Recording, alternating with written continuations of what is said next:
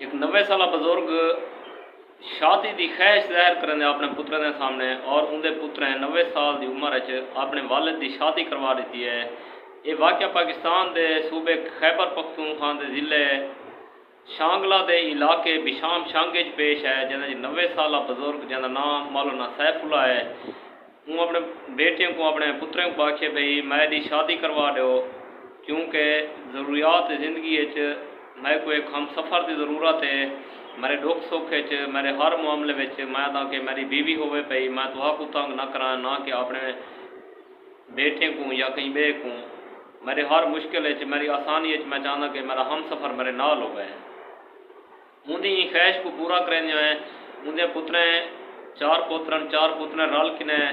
اپنے والد واسطے رشتہ گولے نے، رشتہ گولن کے بعد انہیں اپنے والد کا نکاح پڑھوایا اور نکاح دے وچ 1 تولہ سونا حق مہر لکھوائے نے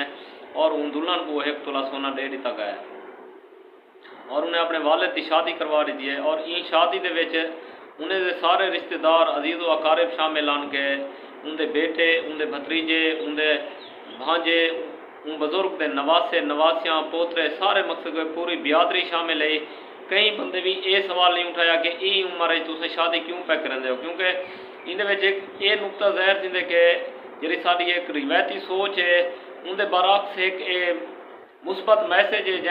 جہد زندگی دی عمر دی کوئی قید نہیں، صرف انہیں جذبات کا احترام کرنے اپنے والد کی شادی کی ہے،